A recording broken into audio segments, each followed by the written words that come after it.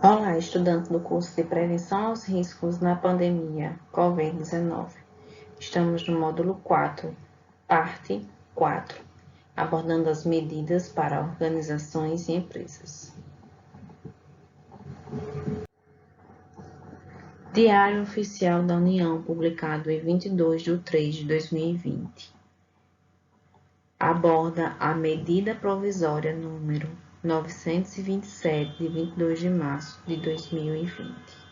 Dispõe sobre as medidas trabalhistas para enfrentamento do estado de calamidade pública, conhecido pelo Decreto Legislativo nº 6, de 20 de março de 2020, e da emergência de saúde pública de importância internacional decorrente do coronavírus Covid-19 e da outras providências. Sobre teletrabalho. Durante o estado de calamidade pública a que se refere o artigo 1º, o empregador poderá, a seu critério, alterar o regime de trabalho presencial para o teletrabalho, trabalho remoto ou outro tipo de trabalho à distância, e determinar o retorno ao regime de trabalho presencial, independentemente da existência de acordos individuais ou coletivos, dispensado o registro prévio da alteração no contrato individual de trabalho. Sobre exames médicos, durante o estado de calamidade pública a que se refere o artigo 1º, fica suspensa a obrigatoriedade de realização dos exames médicos ocupacionais, clínicos e complementares, exceto dos exames demissionais. Na hipótese de um médico coordenador de programa de controle médico e saúde ocupacional considerar que a prorrogação representa risco para a saúde do empregado, o médico indicará ao empregador a necessidade de sua realização. Treinamentos. Durante o estado de calamidade pública a que se refere o artigo 1º, fica suspensa a obrigatoriedade de realização de treinamentos periódicos e eventuais dos atuais empregados, previstos em normas regulamentadoras de saúde e segurança do trabalho. Serão realizados no prazo de 90 dias, contado da data de encerramento do estado de calamidade pública. Os treinamentos poderão ser realizados na modalidade de ensino à distância e caberá ao empregador observar os conteúdos práticos, de modo a garantir que as atividades sejam executadas com segurança. Fiscalização nas empresas. Durante o período de 180 dias, contado da data de entrada em vigor desta medida provisória, os auditores fiscais do trabalho do Ministério da Economia atuarão de maneira orientadora, exceto quanto às seguintes irregularidades: falta de registro de empregado a partir de denúncias, situações de grave e iminente risco somente para as irregularidades imediatamente relacionadas à configuração da situação, ocorrência de acidente de trabalho fatal apurado por meio de procedimento fiscal de análise de acidente somente para as irregularidades imediatamente relacionadas às causas do acidente, trabalho em condições análogas às de escravo ou trabalho infantil.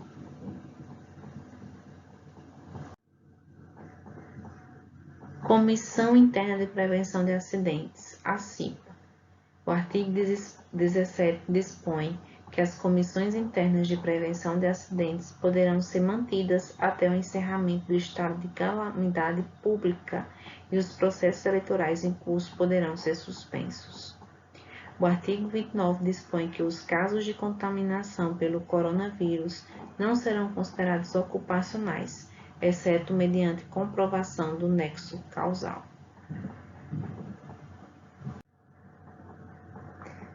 A Administração de Saúde e Segurança Ocupacional do Departamento de Trabalho dispõe os seguintes temas: Plano de contingência ao Comitê Multidisciplinar. Cabe desenvolver um plano de preparação em resposta às doenças infecciosas que possa ajudar a orientar ações de proteção contra o Covid-19.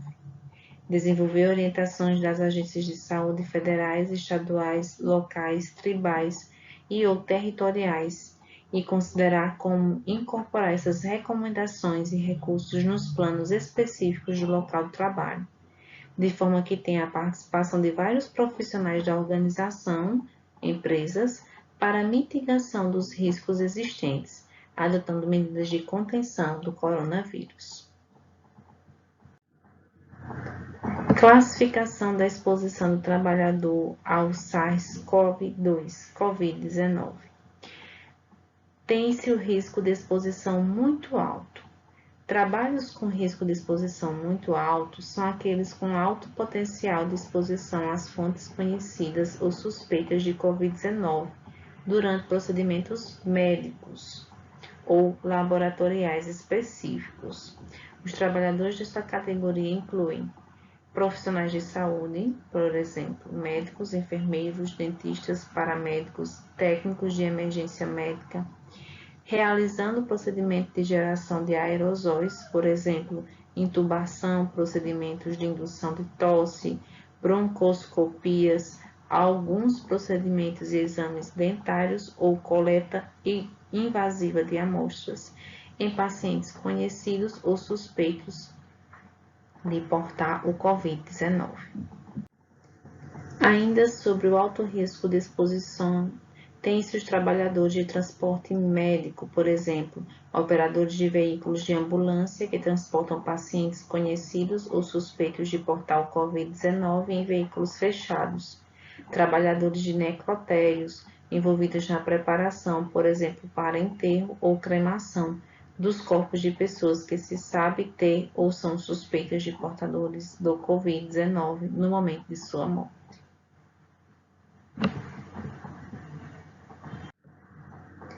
Risco de exposição média. Trabalhadores de risco de exposição média incluem aqueles que requerem contato frequente e ou próximo de pessoas que podem estar infectadas com o COVID-19 a menos de 1,5 metros de distância, mas que não são pacientes suspeitos ou conhecidos de portarem o COVID-19.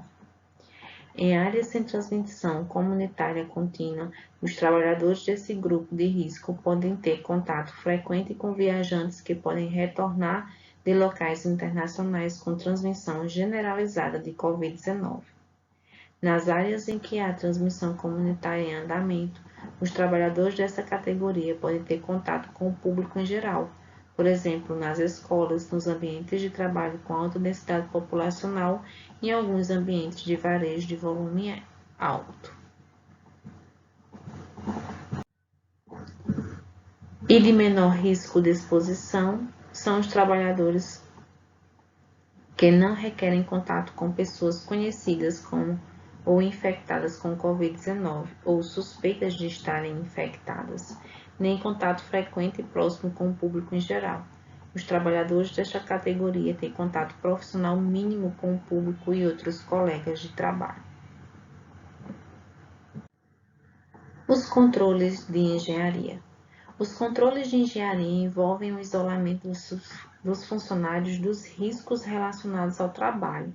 Nos locais de trabalho onde são apropriados, esses tipos de controle reduzem a exposição ao risco sem depender do comportamento do trabalhador e podem ser a solução mais econômica para a implementação.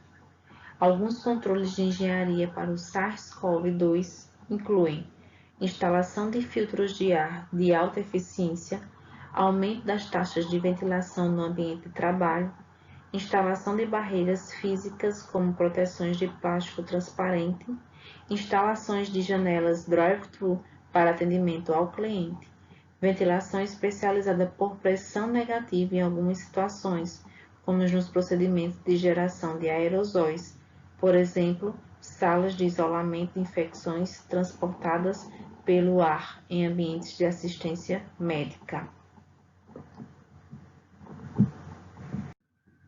Outras ações realizadas por empresas no enfrentamento ao Covid-19, vocês podem verificar no material complementar. Verifique os links. Bons estudos!